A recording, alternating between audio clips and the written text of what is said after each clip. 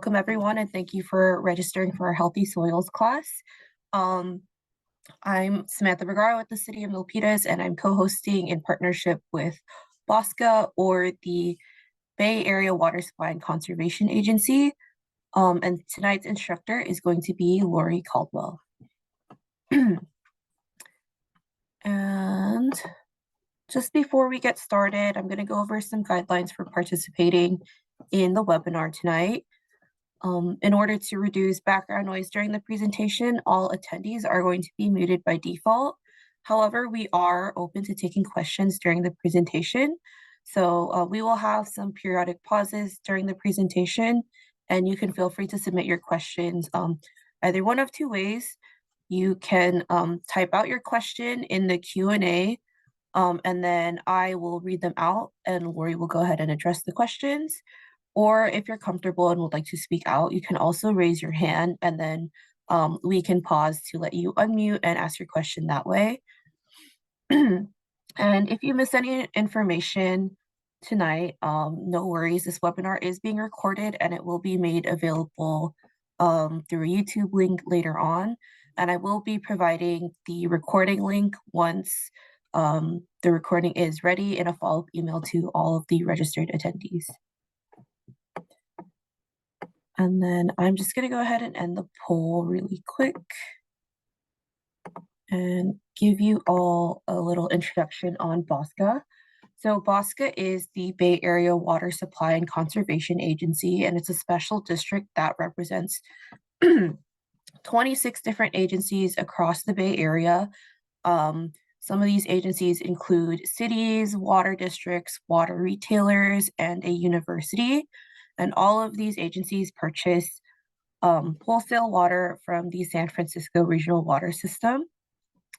And throughout the BOSCA region, these agencies represent or provide water to over 1.8 million people and over 40,000 businesses and organizations across Alameda, Santa Clara, and San Mateo County. And BOSCA's main goal is to ensure a high quality supply of water to its agencies and their customers at a fair price. Along with this goal, BOSCA also aims to encourage water conservation by looking to outdoor water use.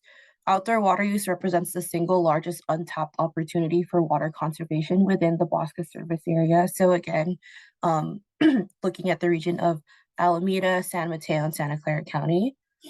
And in order to reduce water use, BOSCA promotes the use of water efficient plants and innovative irrigation techniques to help conserve water and ensure that we have a stable water supply for our future communities.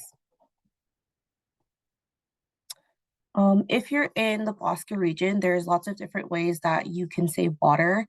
Specifically, there are lots of really great rebates that are available to you. For example, BOSCA has the Lawn Be Gone lawn conversion program, where you can get up to $4 per square foot for removing traditional turf and switching over to a garden that's made up of water-wise plants and landscape materials. You can also sign up for a rebate for installing a rain barrel, and you can get up to $200 back. And what you would do is install a rain barrel near your home where there's a downspout, and that will collect water during storms, which you can repurpose for later use. You can use them to hand water your plants or clean up your garden.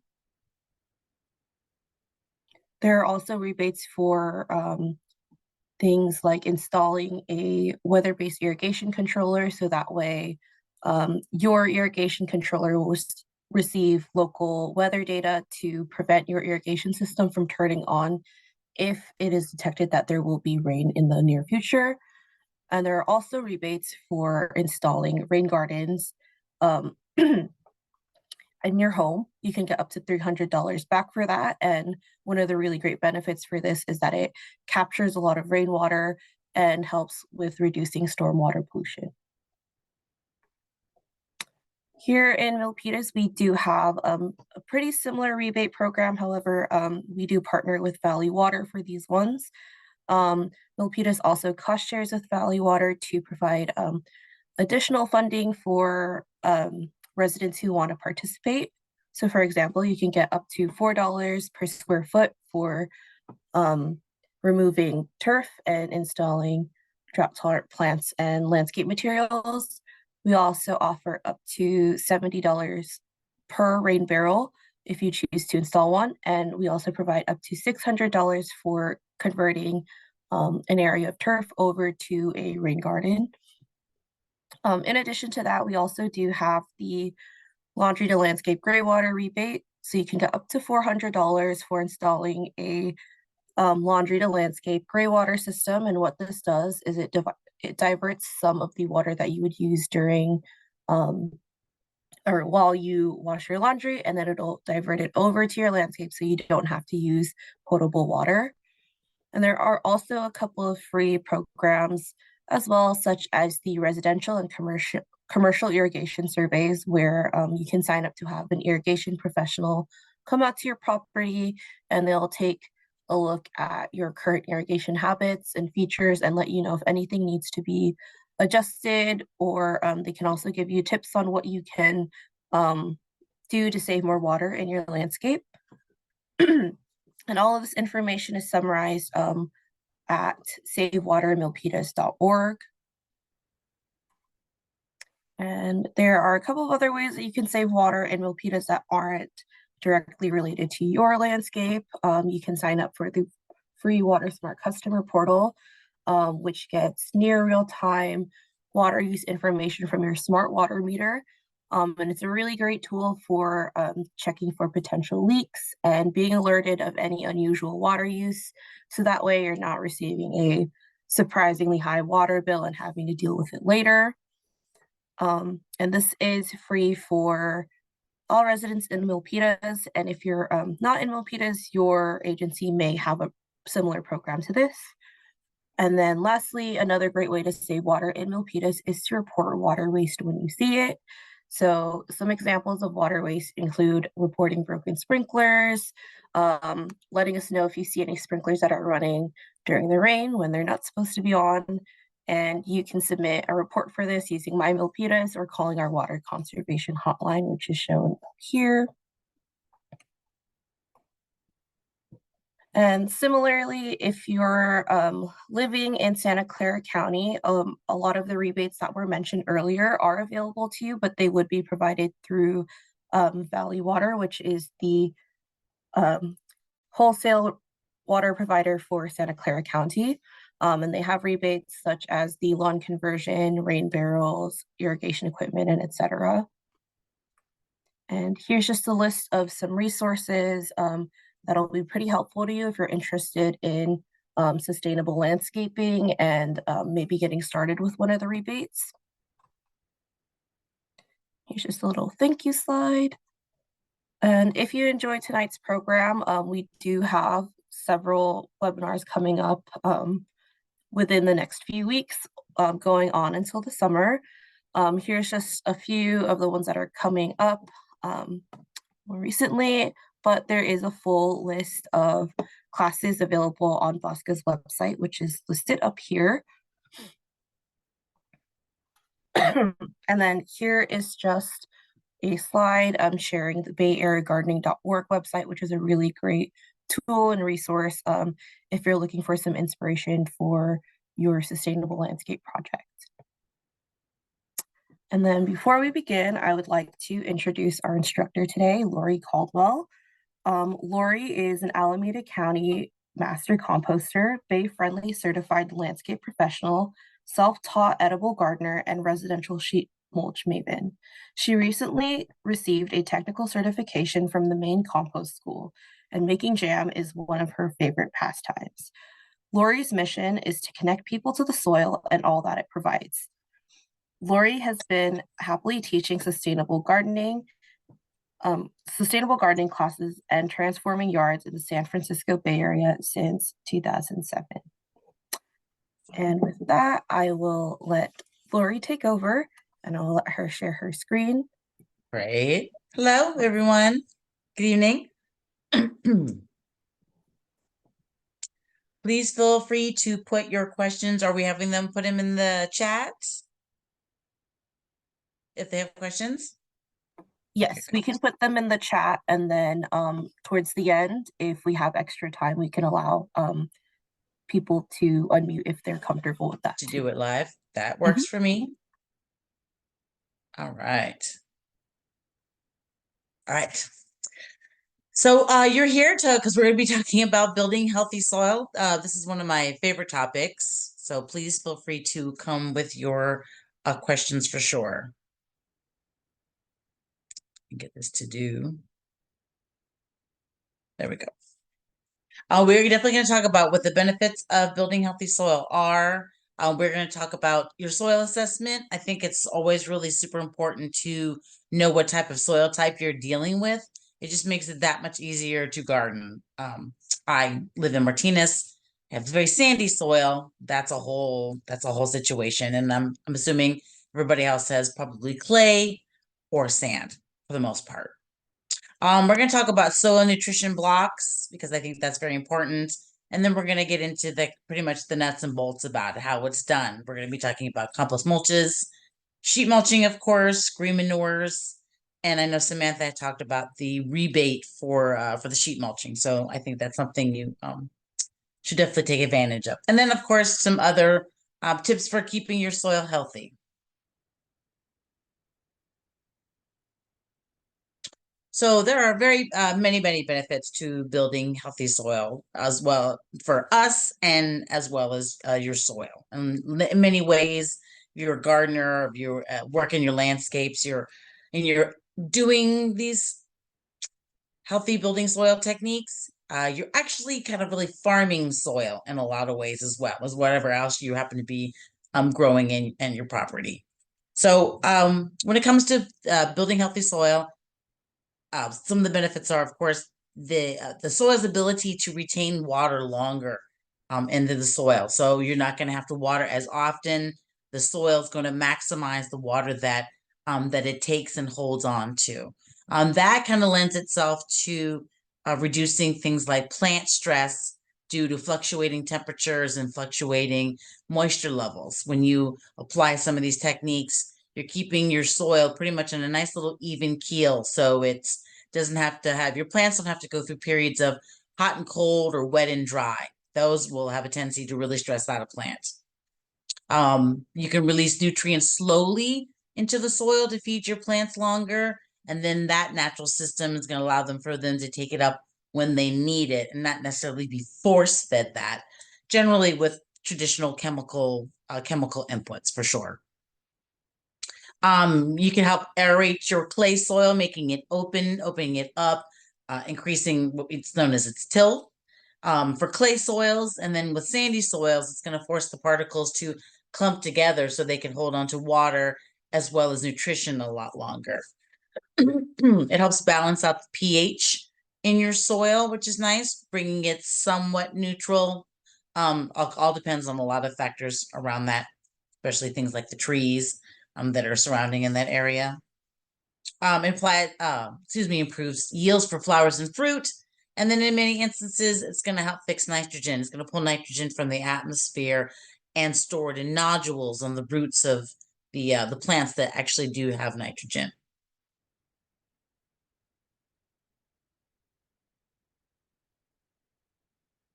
Why is it being so? There we go. Sorry. There's a tiny bit of a lag. So I'm not really sure if that's the right, I guess so. All right. Soil nutrition building blocks. So I always like to include this. I see there was a few beginning gardeners, so I just want to make sure I definitely cover this. When it comes to soil nutrition and plant health, there's a lot of things that there are building blocks that are in definitely in the soil that the plant has the opportunity to take up. Our three favorites or three most important ones are nitrogen, phosphorus, and potassium. And if you ever go to a hardware store or a nursery and you see a soil amendment or a fertilizer, you'll see that there's going to be a ratio number usually across the top. And that ratio is the NPK number, the ratio of nitrogen to phosphorus to potassium are three key elements. Nitrogen is responsible for stem and leaf development, the skeleton of the plant. Phosphorus is for flowers and fruits development. Excuse me. And potassium is for metabolism, photosynthesis, and kind of all overall vim and vigor of the plant. And then there's a few trace elements like magnesium or calcium and iron that usually exist very deep into the soil. So those three are the most important ones. So when I talk about NPK in relation to different types of soil amendments and fertilizers, um, you have a better idea what I'm talking about. Let's see if I can make the slide go next.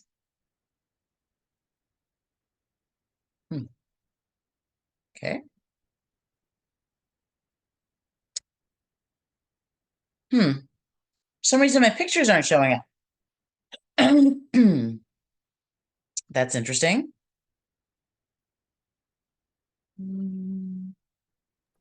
Lori, if you'd like, maybe you could send them to me and then I could maybe share the screen for you.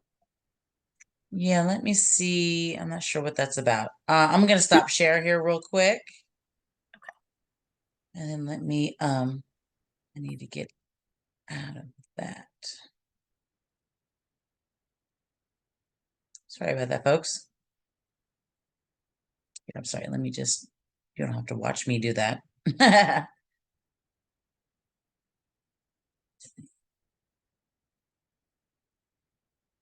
on in.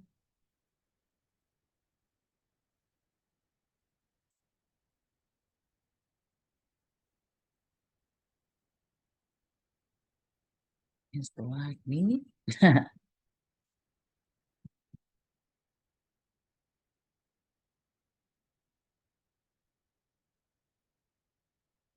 All right, so let's see if I can.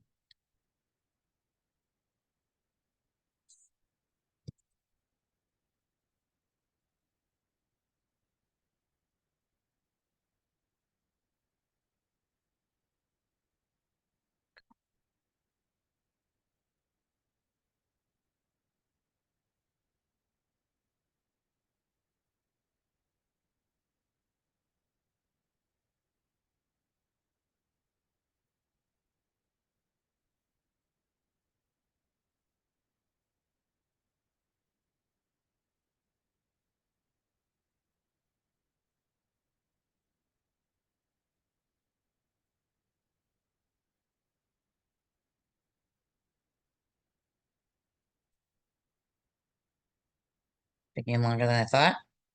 That's a shame.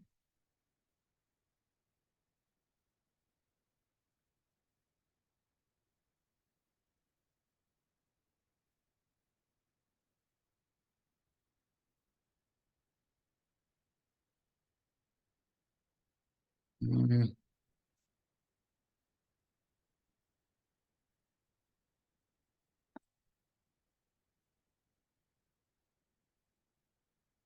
Sorry, it doesn't have a subject. I just wanted to send it.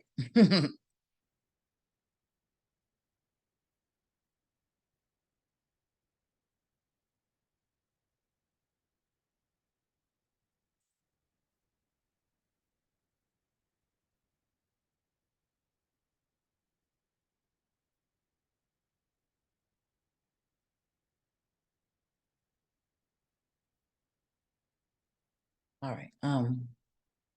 It should be on its way if it hasn't gotten there already. Excuse me.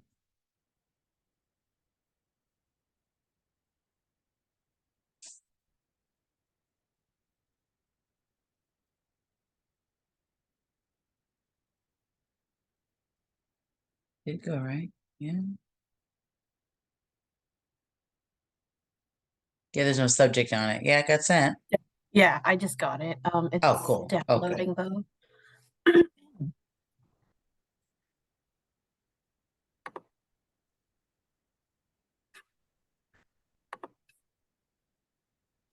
Give me one moment. Let me just double check that it opens.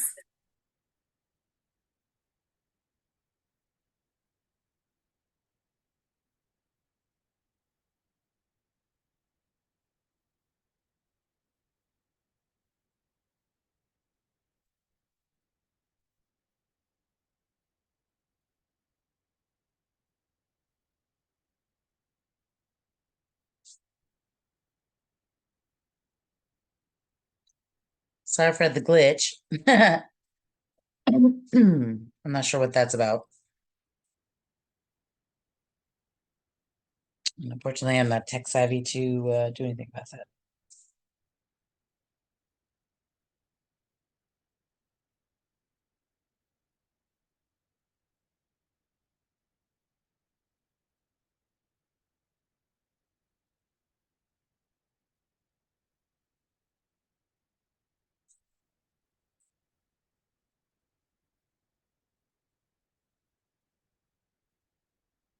My apologies, it's still loading up, but I think Okay. we should be good.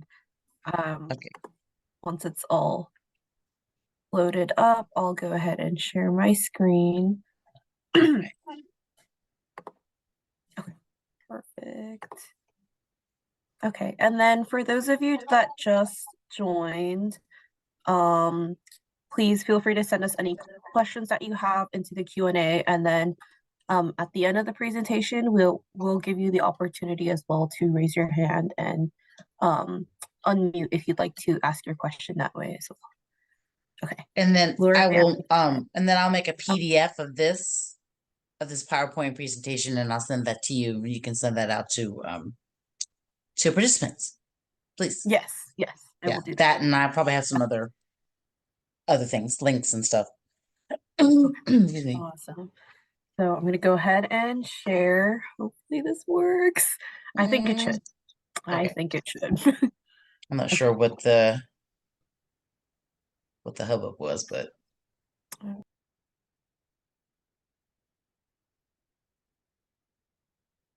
yeah, there, picture. Is it all good? Let's Looks see. good on your end? It looks, yeah, I see pictures. Yeah. I Okay. don't know why mine doesn't work like that, but I guess that part doesn't matter. Yeah. I think you have to advance for me though. Yeah, I probably will. Okay, Let cool. me just get to, See, is look at it? that. Beautiful. Okay, there we go. Right there. That's the one I needed. Okay, perfect. Okay. Thank you so much.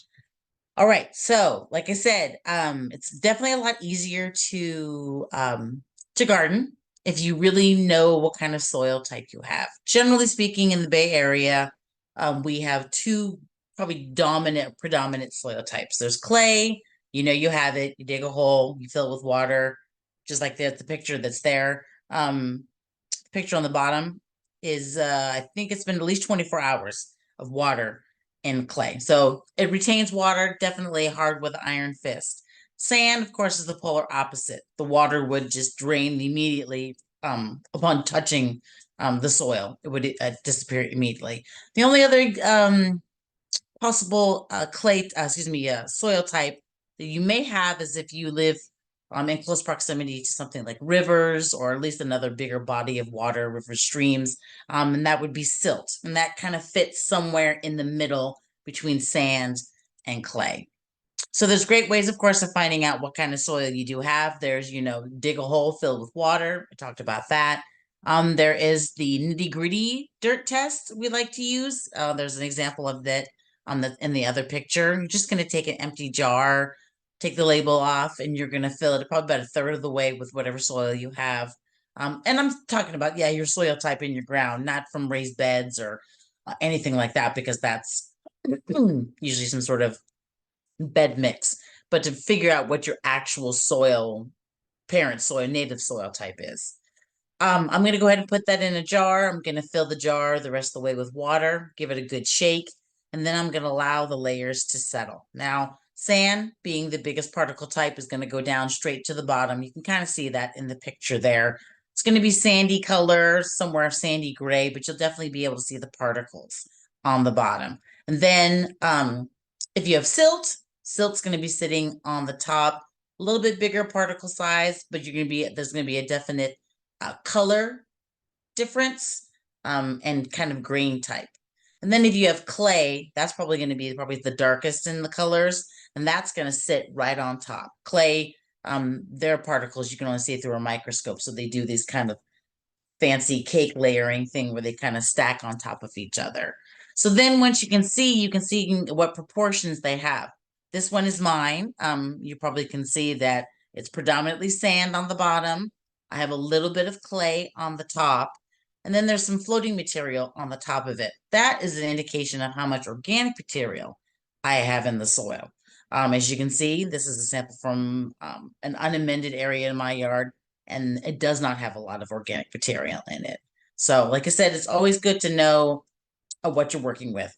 If you're interested in getting your soil tested just to see, what it's made out of, not necessarily made out of, but what your NPK is, how it's doing with all the other trace minerals. If you feel that it might have toxic chemicals in it or something like lead, you're well within your rights to do that as well. Oh, I'm sorry, I forgot you're my Dana. Next.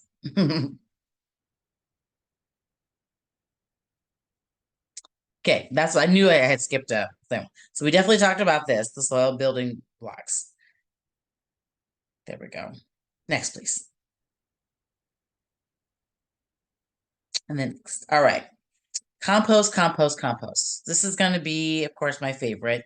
Of course, the best compost you can make is the compost the compost you have is the one that you make yourself.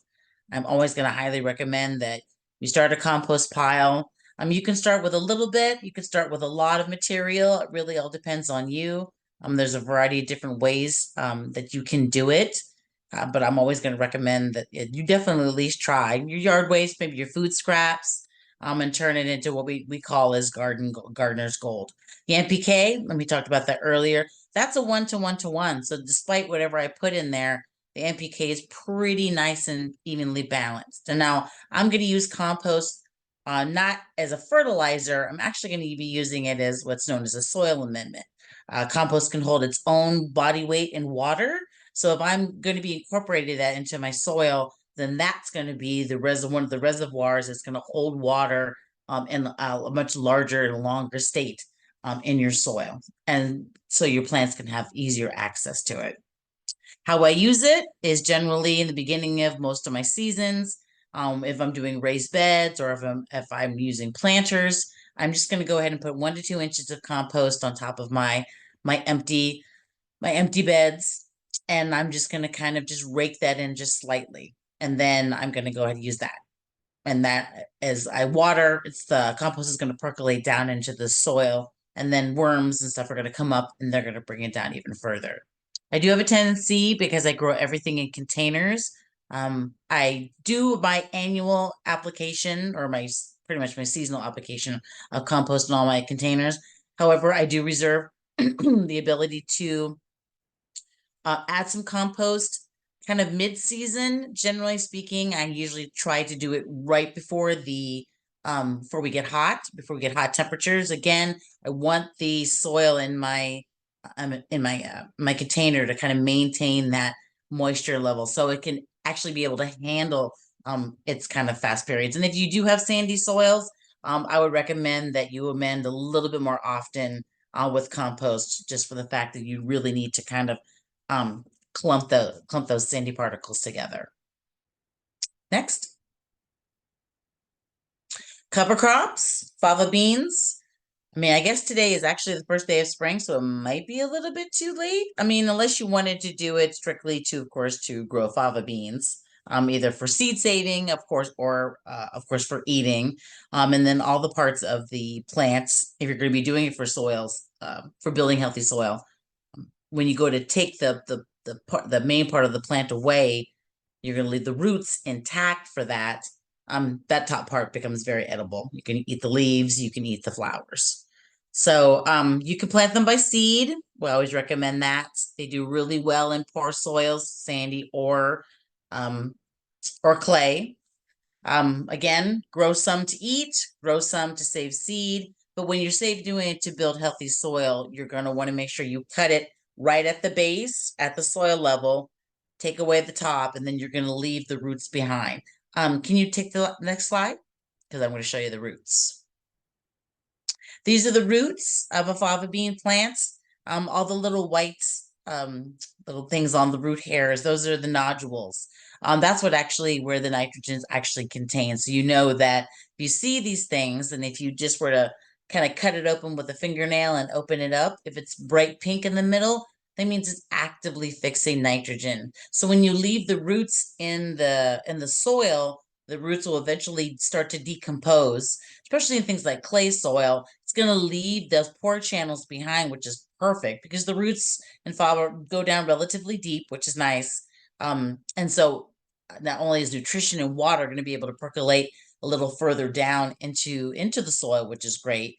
And then as the roots start to decompose, the nodules decompose, and then that releases nitrogen back into the soil. So you can, even if the roots are still there, you can still plant, your spring and summer crops already around it, those existing roots, because they will break down. Next slide. These are some other soil amendments that you may want to incorporate into your garden for a variety of different reasons.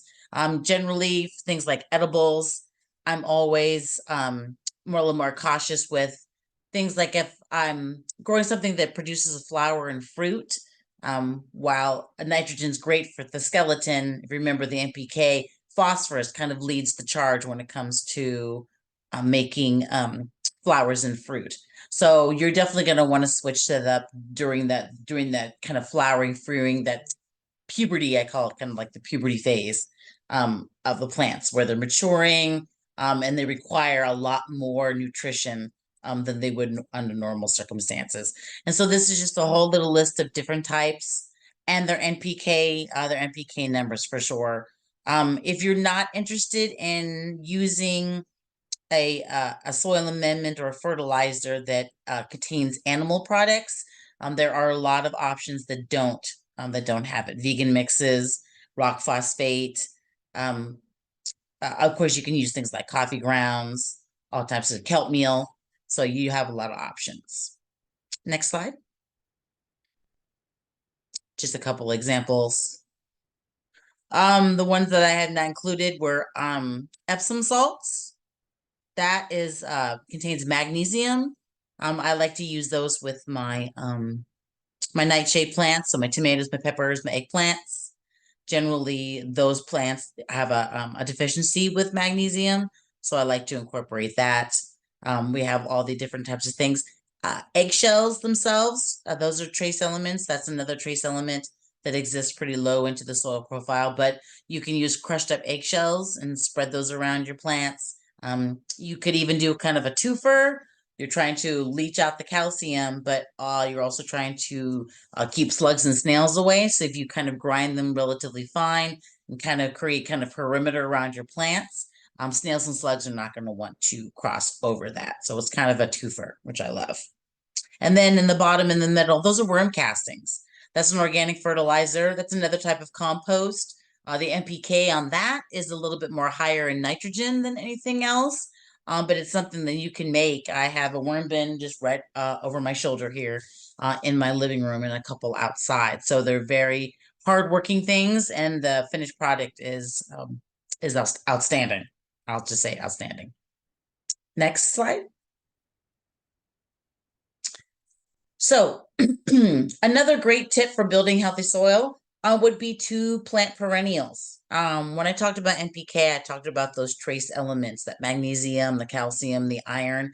A lot of them exist very, very deep in the soil profile, but perennials can actually go down and grab those trace elements and then bring them back up. So if you incorporate a gardening technique where maybe you're planting perennials in conjunction with annuals, as long as they have the same water needs, the sunshade needs, that shouldn't be a problem. The perennials are going to bring up water from deep below, as well as those trace elements, and so the annuals will be able to take advantage of that. Because they are perennials, they're going to be there a long time, so they're going to kind of enable, the roots are going to enable just soil structure improvement. So it's going to be able to hold on to the soil a lot longer as well. And the nice thing about it is too, because it is a perennial, it's going to be there for some minimum 5 years, some 40 years. So it's the soil around it and around its roots, where the roots kind of reach out, are all going to be pretty much undisturbed for the entire life of the plant. Next slide. Oh, a couple examples. Loquats, and a native plant. It's a smoke tree, Catinus. So you have your options. You can do fruits or drought tolerant natives. Next. All right. So Samantha in her early slides had talked about the all kinds of situation with rebates around sheet mulching, around lawn conversion via the sheet mulching process. So I wanted to definitely talk about that. I always think that sheet mulching is kind of the marriage of compost, cardboard, and mulch in order to really build healthy soil. And I think it's a really great technique that really lends itself to a lot of reuse um, elements, whether it be the mulch or whether it be the cardboard. And you can do it on a budget. And again, if you apply for the rebate, then you'll be able to have a little bit extra money for things like plants and stuff like that. Next slide. Like I said earlier, our supplies are cardboard, compost, and mulch. Next slide. Some of the benefits, promoting healthy soil, of course, healthy plants. It's great for some unused areas. So if you just have like a patch of soil that's just sitting there bare, or you have a patch of weeds that you were not interested in looking at anymore, but you really don't know what you want to do with it, just sheet mulch over it. And then when the time comes, you can plant in it later. And that mulch kind of creates kind of like a blank canvas from you to build with. And if you're trying to get rid of something, you could do that. But if you have existing plants, you're more than welcome to go ahead and you can sheet mulch around those existing plants as well. It's going to save you money, water, and time. Because the I don't want to call it the sandwich, but I'm going to say the sandwich that kind of is sheet mulching really lends itself to holding on to water a lot longer and in about a 5-inch depth of mostly the compost and the mulch, where it's going to act as a reservoir. So your plant's going to be able to take advantage of it, and it's going to percolate down into the soil. Weed suppression, cardboard is going to be our weed blocker, minimizing erosion. Anytime you're going to be incorporating any kind of organic material onto your soil, whether it be mulch, whether it be compost, or even just plants, it's going to keep erosion down. So if you have an area that you're concerned with eroding, there's a variety of different things you can do, as well as, of course, as sheet mulch it. And then it also lends itself to helping protecting the environment. A lot of these materials that would normally have gone to the landfill or have to be trucked to at least go somewhere in order to be processed, can a lot of ways can stay very, very local. And I'll talk about that when we talk about the steps. Next. So the first thing you should definitely do is apply for your local lawn conversion rebate and wait for approval. They don't do anything retroactively, so you want to make sure that you're able to take advantage of that as all possible, as well as depending on your water agency, make sure that you check and see if what all they have to offer. Sometimes it's mulch coupons, as well as the conversion, which is a certain number per square foot. Do they have a rebate for pressure regulators or irrigation controllers? Do they offer design consultations from landscaper, or do they offer mulch coupons or anything like that? Please feel free to take advantage of any and all things that that you can when you go to apply for the rebate. Then you're going to contact 811 before you dig, because there's a little bit of prep that needs to be done that of course involves digging. And I usually just go on to the website. The website's a lot easier. You're just going to make a ticket. You're going to tell them you're going to be trenching for sheet mulching in whatever area you're going to be doing that in, front yard, backyard. And then they're going to send everyone out. PG&E, water, cable, any kind of weird thing you didn't realize that runs underneath wherever you're going to be sheet mulching. And then they're going to send you a variety of emails. They're going to come out and mark it up. So that way, when the time comes for you to dig, you can really dig safely without having to worry about running into anything too terrible. While you are getting ready to doing the trenching and stuff like that, chances are you're going to be running into whatever existing irrigation you have, especially if you're converting from a lawn. So that'll be the opportunity for you to cap the ones that you don't want to keep and convert the ones that you do want to convert. chances are it's going to be to some sort of drip irrigation. Next.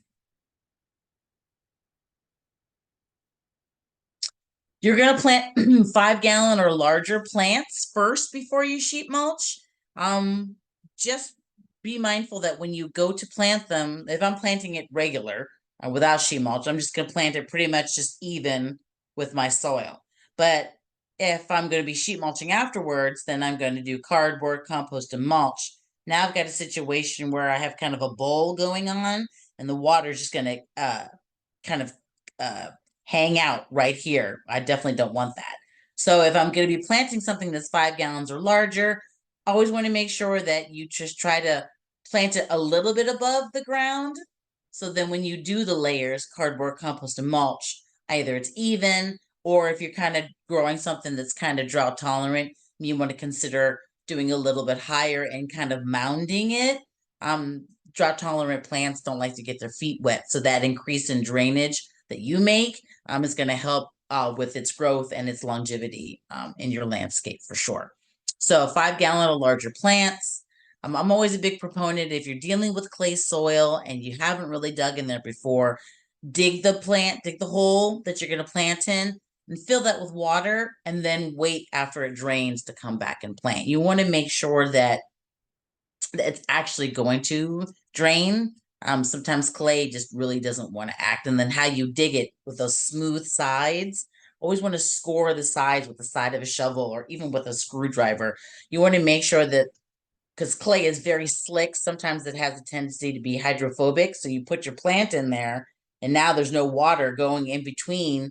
There's water going here, but there's nothing coming in from the outside. So by scoring it, as well as kind of soaking it and allowing for it to drain, you're increasing its permeability for sure.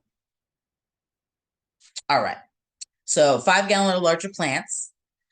Now I'm going to trench along the hardscape edges. So wherever I'm going to be sheet mulching meets a sidewalk or driveway or walkway, sometimes you have weird boxes and things that are either put in by the city or anything like that. So you're going to want to trench around that.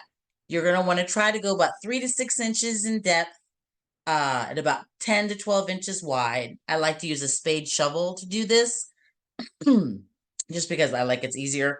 But the length of the head of the shovel works really well as a good measurement for me when I'm doing any kind of trenching. So I'm going to do that. I'm going to do 3 to 6 inches, 10 to 12 inches wide, and I'm going to want to do that at a 45-degree angle. Here's my hardscape. I'm going to want to do that at a 45-degree angle. That's really important because when I go to put the cardboard down, the 45-degree angle is gonna make it a lot smoother transition into the trench. If you cut the soil at a 90-degree angle, nothing's gonna sit on here. This is just gonna be a bare piece of cardboard that weeds are eventually gonna pop out of. But if you kind of go at it at a 45-degree angle, that way when I do cardboard, compost, and mulch, it's even with my hardscape. If I don't trench, it's above my hardscape and spilling onto my hardscape. So trenching is probably one of the most key components. Also, too, if you were trying to get rid of something kind of nasty, like an ivy or a vinca or a Bermuda grass or something, this trenching is going to be super key to keeping things, those runner weeds, from running. Because if they're going to try to run, they're going to try to go to where there's potential any light. And usually along the hardscape edges, that's where that generally occurs for sure.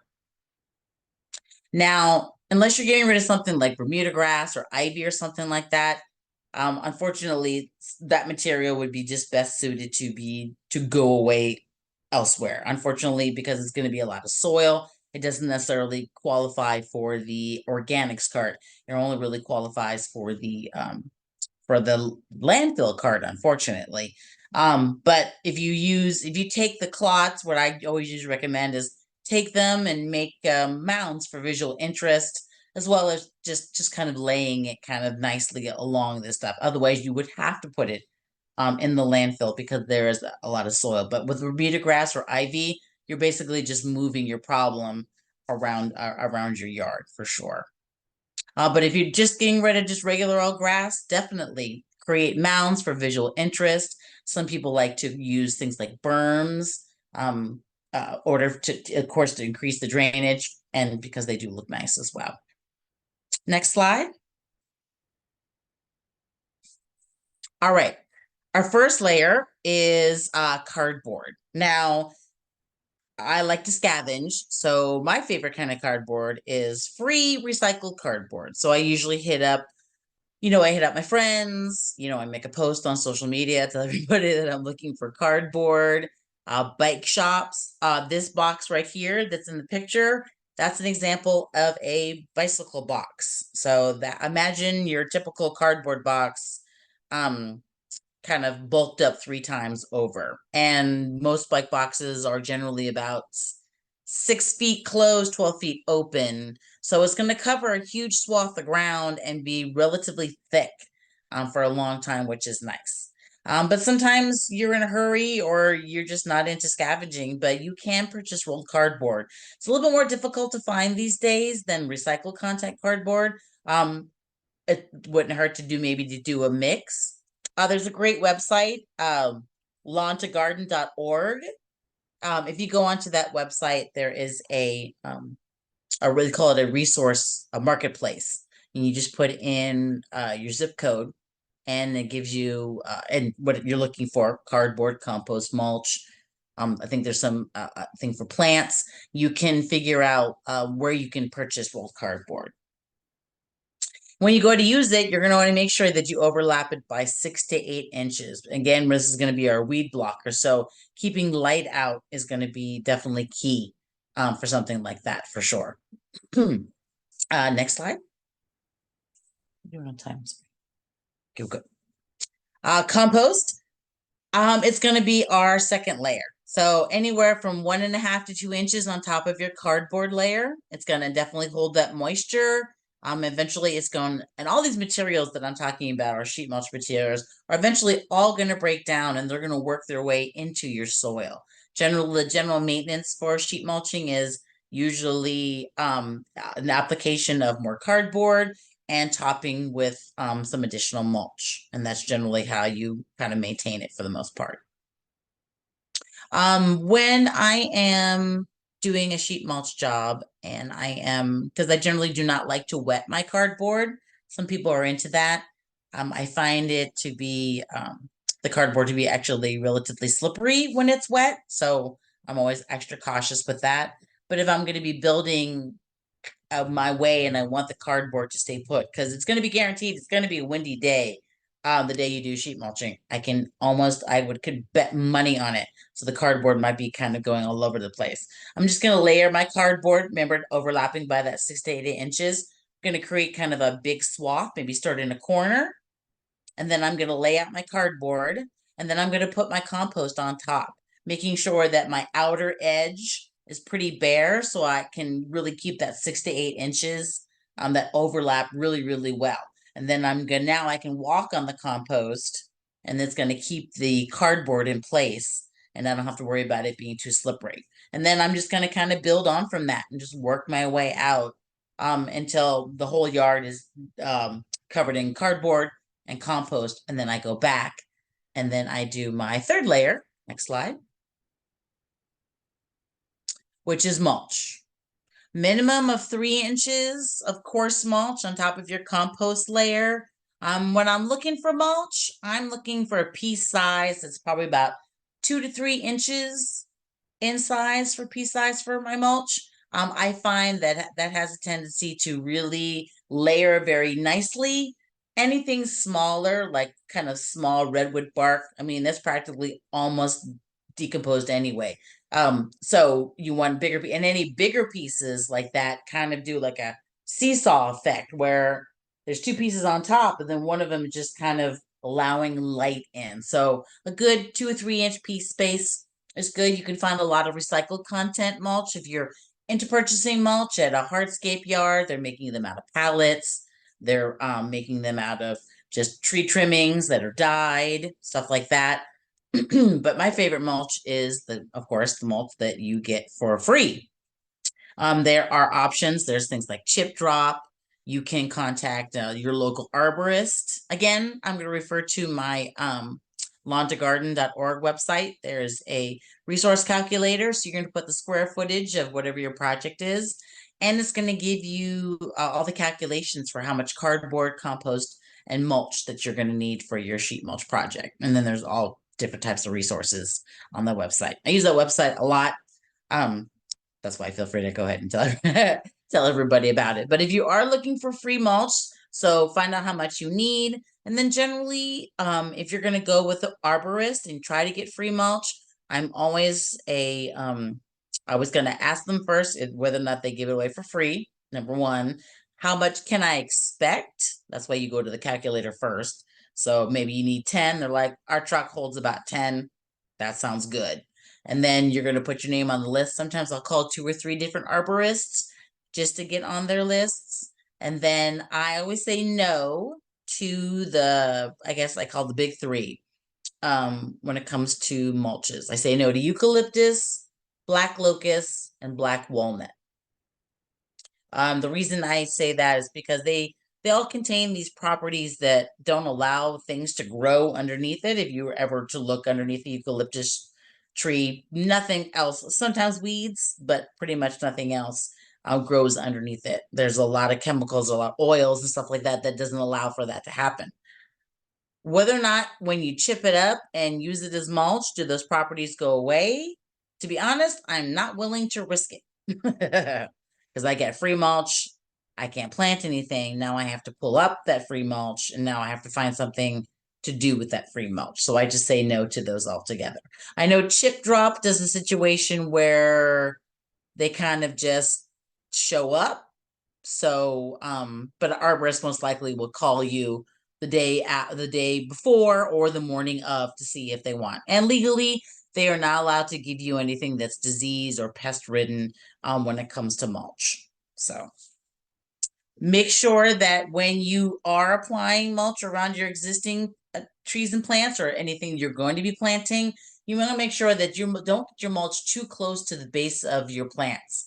It does have great water holding capabilities, but unfortunately, that water holding capability does not allow for it can backfire, especially if it's too close to the bark. Eventually, that wet spot is going to work its way through, and then a pest or some sort of disease could work its way through. So you want to make sure that you're giving it enough space for it to kind of breathe, and then it's all its roots that reach out are going to be able to take advantage of that. Next slide. All right. Keeping your soil intact and healthy. Try not to walk on or garden in really, really wet soils, especially like things like weeding or even stepping on it. And this is especially important for things like clay soil. Clay soil walked on clay soil is already compacted. Walking on it is going to compact it even more for sure. So make mulch pathways or use stepping stones or the areas that you're going to be walking, and try not to walk in amongst the areas that you're going to be planting. Try to avoid rototilling. Your soil actually likes to be kind of chunky. They're called aggregates. You want little kind of pieces of soil kind of stuck together to other little pieces of soil. It creates air spaces. It allows for invertebrates to move through. It allows for waters to through. Tilling it is going to just kind of just really flatten it out. And, you can't get more compact than clay soil that's been tilled. It really kind of smooths it out. I kind of liken it to, I use a mashed potato analogy. So I'm using a hand masher, which is like a digging fork or a broad fork. And my whip mixer, that is my rototiller. So of course, my finished potatoes with a hand masher are going to be chunky. My potatoes that are going to be whipped are going to be kind of fluffy, but what do those potatoes look like about an hour later? They're just going to be very kind of flat and definitely smoothed out. So always try to keep them chunky whenever possible. Also, tilling allows for carbon to leap out of to leave the soil and go back into the atmosphere. When you use compost in your landscape, you're feeding that soil and it's pulling carbon from the atmosphere into the soil, where it becomes food for invertebrates and all the other organisms that live in the soil. When you till it, you're releasing that carbon. When you don't till it, that carbon remains in the soil and kind of just banks up over time and increases its ability to sequester carbon over time, as long as the soil is left undisturbed. It also kind of breaks up the fungal network. Our plants are talking to each other. They're sharing resources, they're sharing water, they're having conversations with each other. So imagine that someone just walked into my house right now and completely cut off the internet. I would be completely, I mean, from your world, I would be completely gone. It's kind of similar to that. Um, you will discover weeds that you never knew that you had when you till. Those weeds that became dormant and that lived in the soil were buried in dark. Now, when you till them, you're opening them up and exposing them to light, and now you've got a whole new problem as well. I would say consider double digging as a one-time project, but that's a whole nother workshop. Next slide. Please avoid toxic chemicals in your garden. Like I said, we are hoping by these soil building techniques, you are building up the soil food web, and chemicals will definitely kill that. And when you kill that, that's killing that relationship. And so now your soil is not as good as it could be. Pesticides are going to kill the good bugs as well as the bad bugs. Fertilizers, especially things like Miracle Grow, they offer lush, quick, kind of unnatural growth. That is that's what pests are looking for. They want that fresh, things like aphids and things like sapsucker, caterpillars, stuff like that. They love that kind of stuff. Like I said, it's going to kill the biodiversity in the soil.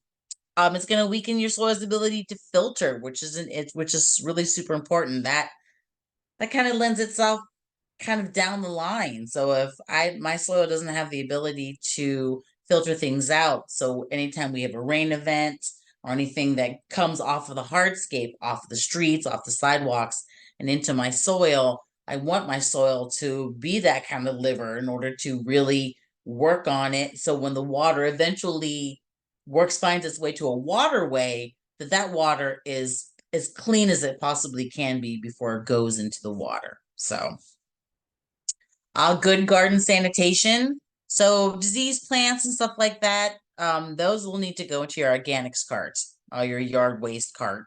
When it becomes compost, they get their temperatures way hotter than you would in your own home compost bin. So you wouldn't have to worry about that. And then making sure to clean your tools where you've been dealing with different soils or different diseased plants. Soap and water is always good. Little diluted bleach. Sometimes I use things like hydrogen peroxide. I have mostly metal tools, so sometimes I just come and I run them through the flame in my gas stove because that kills everything. Next slide. Oh, that's it. Does anybody have any questions for me? I didn't see anything come into the chat. Yeah, I haven't seen anything come in through the chat or Q&A. But if anyone has any questions, definitely feel free to type them out, or you can also raise your hand and then I can allow you to unmute and ask your question that way. And as Lori mentioned earlier, we will be providing a PDF of this presentation, and then I will also any of the links that she mentioned as well will also be included in a follow-up email to you all. The only thing that I had not included in the slides that I do need to update is beginning of 2023, Senate Bill 1383 finally went into effect after being voted on 6 years prior. That's a whole nother story. It is one of our Senate bills that's going to help us increase the amount of compost that we make in the state of California, as well as the amount of compost that we use in the state of California. It's going to help us with our drought goals. Like I said, compost does hold a fair amount of water, so that's going to be great for drought goals. Excuse me, I talked briefly about its ability to sequester carbon, so that's also going to help us with our climate goals. So the way it works is if you live in a multifamily unit, or if you are in an area that hasn't incorporated things like food scrap recycling along with your yard waste, that is most likely started in 2023 and working its way now. And if you live out of the region, maybe you're in SoCal, everyone's getting on board because all that food waste, food soiled paper in your yard waste is all becoming compost.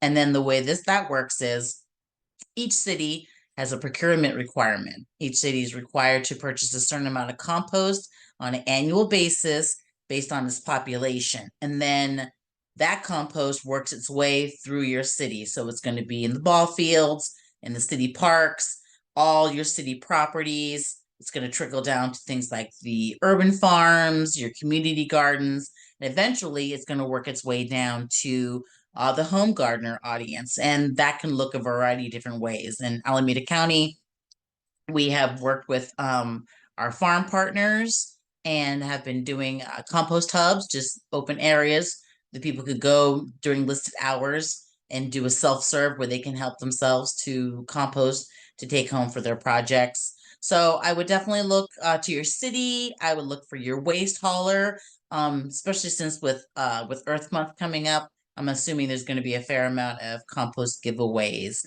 and this will be a great opportunity to get some compost as well. Oh, I just say I mentioned for free, right? That's just all free compost. Well, I'm sorry if I did not. I did not include that. My apologies. But yeah, free compost. So please make sure to check. Awesome. Thank you for sharing that, Lori. There is one question in the Q&A from Donna. Awesome. They ask, how do I get rid of oxalis? It looks like clover with yellow flowers.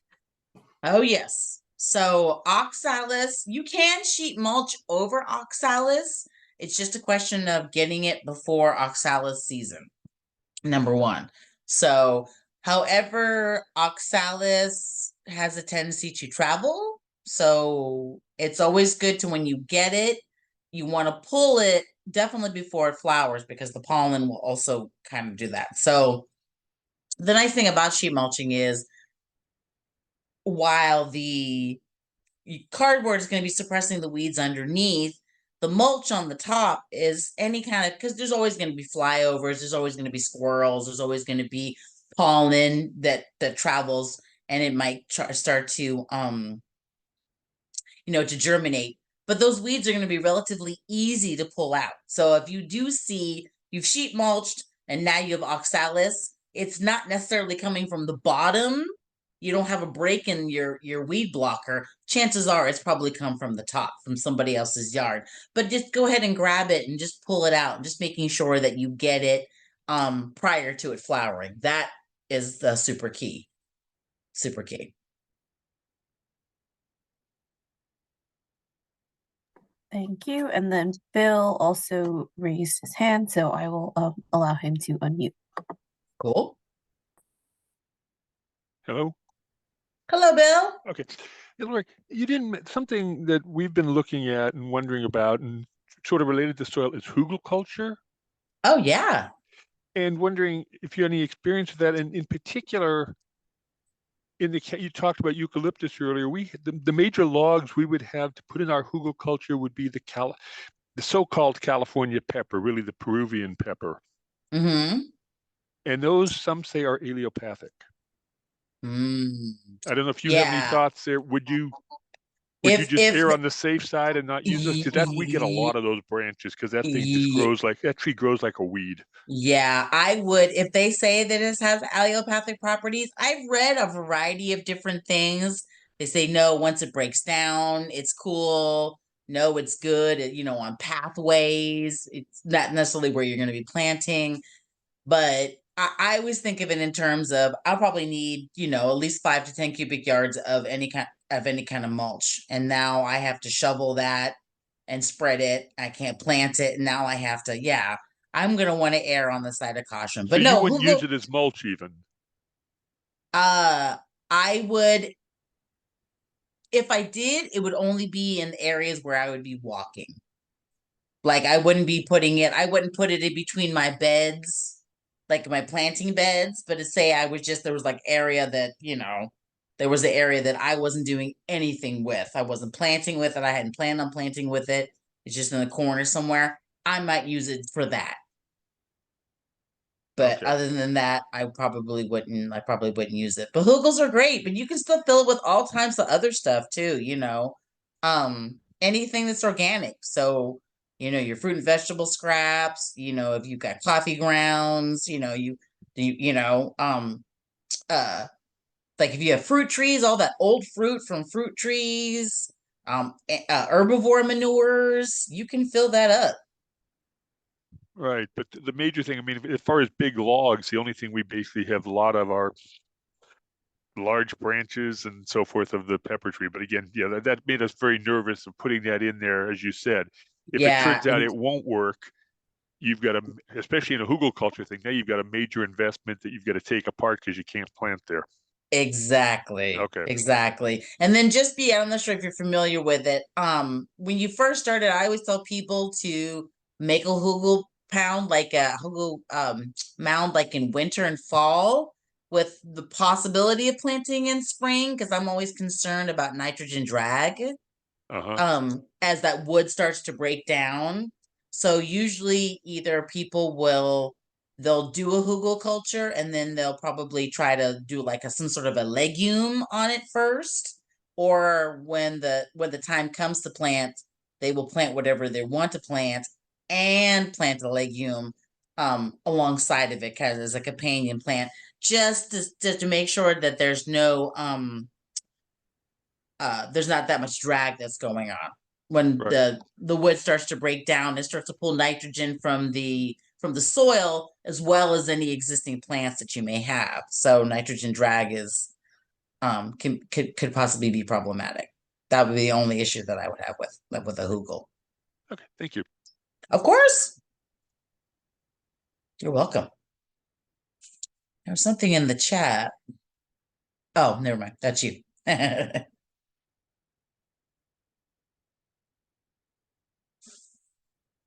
Well, great. Awesome. Well, if there are any last minute questions, definitely feel free to type them up, raise your hand, and then we could go ahead and answer them. Lori, do you have contact information that you Yeah, that's might be my. I think willing that's to? my. I think if you go one more slide, I think my contact information is Yeah, on that awesome. slide. Yeah. Oh, there we go. Perfect.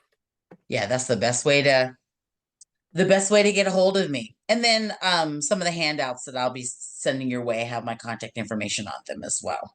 So yes, Yeah. if you have any questions, please feel free. I will be back. You didn't have it listed, but I will be back on May the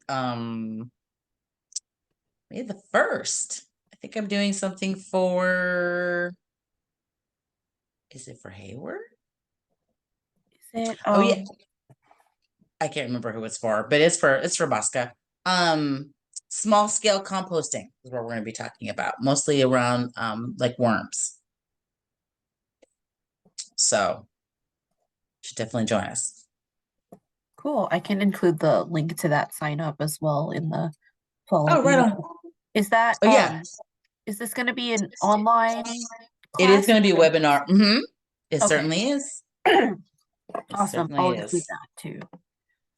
Um, let me just check Q&A one more time. Oh, I should probably stop sharing. Wait. Oh no, that's you. Sorry, I keep forgetting. I'm sure. Sorry about Forgetting that. about that. Keep Yeah. forgetting about Are the. you able to see the Q&A also, or was I that can just? if I. Yeah, I Okay, can. Oh yeah, yeah. Just the 2 questions that were answered. Oh, cool. Yeah. cool. Awesome. Awesome. Well, if there aren't any more questions, we can go ahead and end here.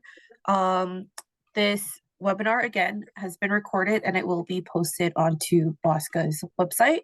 And once that recording link is ready, I will send an email to all of the registered attendees, along with some of the resources that Lori shared today and her contact information, as well as the link to the upcoming webinar that she'll be hosting in May. And again, if you have any other questions, you can definitely feel free to respond to the email that I send out. and Lori's contact information will be included there as well. Thank you so much for having me. Yeah, awesome. Thank you. Thank you, Lori, and thank you all for joining. All right. Have a great rest of your night. You too. Thank you so much. Thanks. Bye. Bye. I'm gonna email that to you right now, Samantha. Gotcha. Okay. Okay, bye. All right. Have a good night. Okay, you too. Thanks.